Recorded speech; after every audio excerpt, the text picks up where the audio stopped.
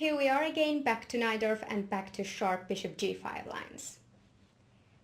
So this time we're going to be looking at f4, queen c7 and queen e2. A bit of awkward move, but white plans to play long castle, develop the bishop maybe from g2, e5, knight d5, but black responds here in a very smart way. Here we can see another benefit of queen c7 with the move e5. We delayed e6, so now we don't lose a tempo for e5. Knight f5, logical move. h6. Now we ask the bishop where he is going. If he goes back to h4, we take the pawn on f4, castle, g5. This is, I think, very good for black. We have a good control on dark squares and we're just pawn up. Bishop f2, knight e5, h4, bishop f5, e takes f5, bishop g7. Black has comfortable position. Dark squares, it's important that black controls d5 square, so they are doing excellent here. Let's go back to h6, bishop f6, knight f6, f takes e5, and castle. So here black has many choices. There are many good moves, but I think that the simplest is to play bishop d7. We need to castle long, so after king b1, long castle, knight e3. White wants to control and have extra control actually on d5 square, so bishop e6, knight d5. There is massive exchanges on d5, bishop d5, knight d5, knight d5, e d5. And here we stop a bit. We look at the position and we understand that black has dark squares, white have white squares. We can see that bishop on d6 would be very good, blockading the d pawn. But white can have a very nasty check on g4, or after g4, the pawn move. They can be very free on the light squares. So the move, what we're gonna play, is h5.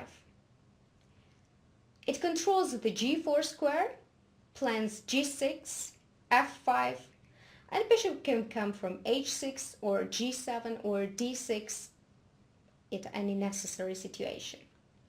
So I think black is doing very well after bishop d7, and I think it's a very simple way to reach the equality.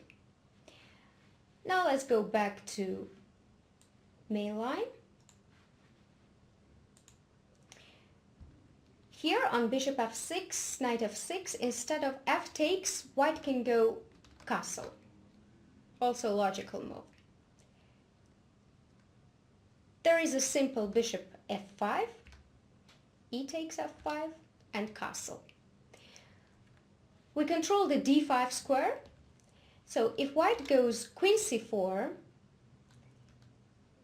e takes f4. We have to be a bit careful, because we don't need to give white the free play on light squares. For example, now if white takes queen c7, king c7, bishop c4, we have a very nice defense with rook d7, and if knight d5, if white wants to dominate on light squares, we exchange, and we have a little nice trick how to develop our bishop in a simple way with bishop e7.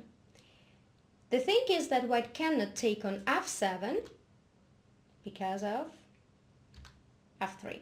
Right. So, if white pushes the pawn, rook f1, then d5. We need to open the diagonal for black, so knight d5, knight d5, bishop d5, bishop d6.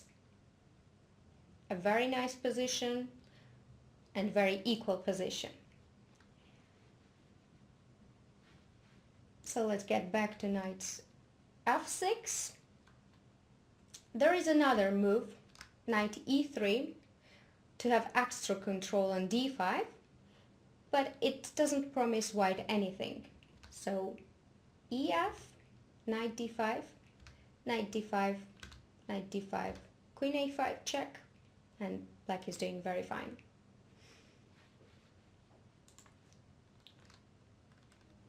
Knight f6, and another move is queen c4.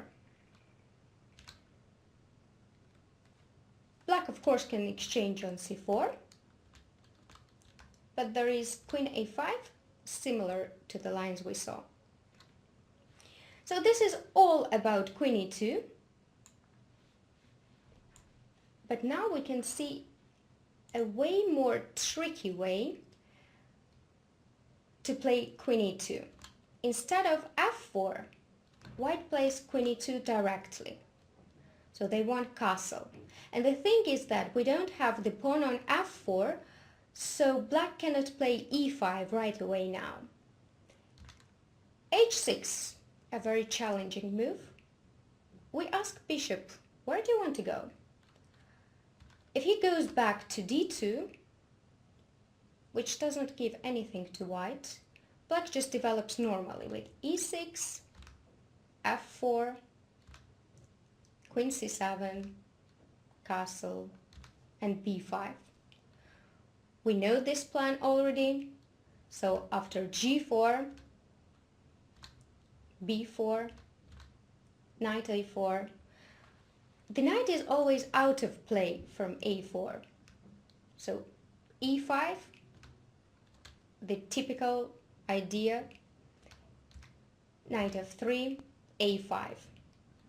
If white goes g5, we take and knight e4, queen e4, bishop e7. We can see the pin here, and after queen e2, rook c8. Very good position for black. So bishop d2 doesn't give anything. Bishop h4, g6. Why g6? Black wants to go e5, but he cannot go e5 directly because of knight f5, so we control the f5 square. f4. There is a castle, of course, but now e5. Knight b3, bishop e7. And we can see that, of course, black wants b5, but we can see that the bishop on h4 is completely out of play. So queen e1, f3 or other moves, they just lead to the similar plan. White just needs to develop their pieces.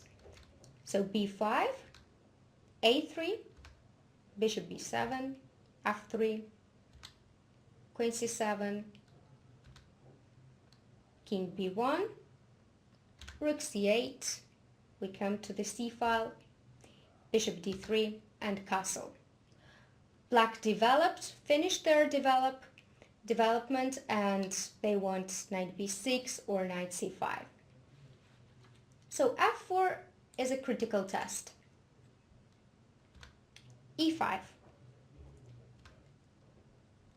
Now white can either take on e5 or go back to f3. Let's start from knight f3, queen c7, castle. I should mention actually that after knight f3, e takes f4 doesn't work because of e5, and we see that black is under pin on e file and on the diagonal. So queen c7, going out of the pin, castle, b5. Black normally wants to develop with bishop b7. We don't know where we're going to need our dark squared bishop, on e7 or on g7, but we have both options. So knight d5, knight d5, e d5, bishop g7.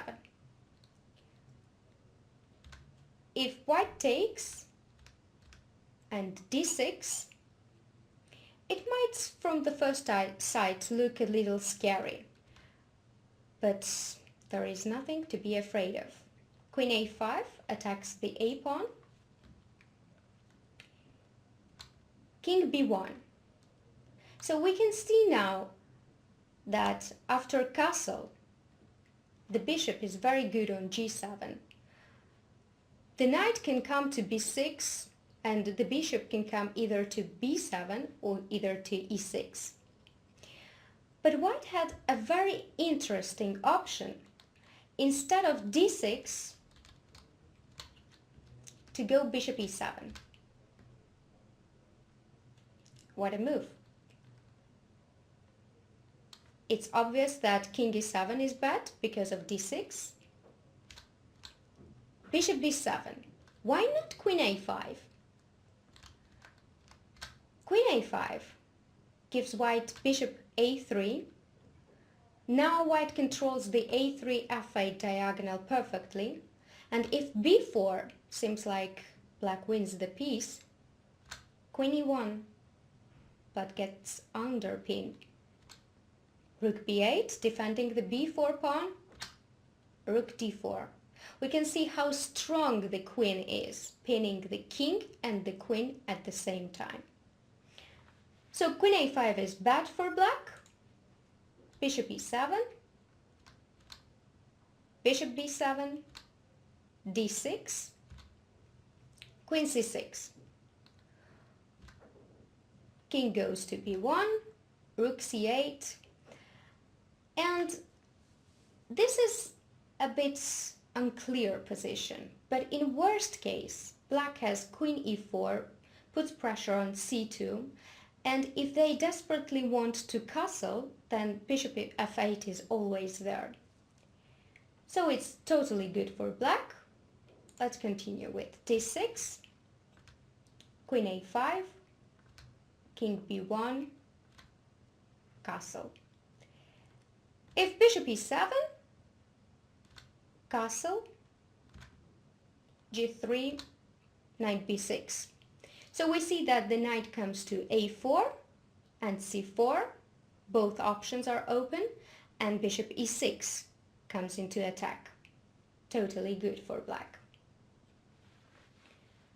Let's go back to e5 and f takes e5. D takes e5 and castle. Well, it's obvious that we cannot take on d4 because their e5 comes very dangerously. So queen c7. Knight has to go back. Knight b3. b5. Now white has two ways, either going directly to d5, for example, knight d5, knight d5, e d5, bishop d6, blockades the d pawn perfectly and plans to castle. So queen f3. White wants to develop his bishop, bishop g7. We might think that this bishop is a bit closed to g7, but it's very good on g7 because it guards the king, it protects the h6, f6, and at some moment if white goes knight d5, after knight d5, e d5, e4, bishop will be very good on the a1, h8 diagonal. So bishop d3, castle, king b1. Bishop b7, we need to develop, so we plan b4. a3 prevents b4. Bishop c6, a very good move. plans rook a b8, a5, b4. White starts to attack on the king side with g4, rook a b8. We follow our plan. And knight d5. So, black has to take bishop d5, e d5, rook b6. In the game of Gornisov-Wojtaszek, black were too tempted to go e4. Of course, it's a thematic move and very interesting, but I think that it doesn't work. Bishop e4, queen e5 and rook d4 blocks the diagonal and protects everything. So it's a nice way to go rook b6. We want rook d6 and play for d5 pawn. Bishop g3 is not dangerous because we go rook d6, we plan knight b6, doubling the rooks on d file, and I think black remains to be fine. Thank you very much for watching. See you next time.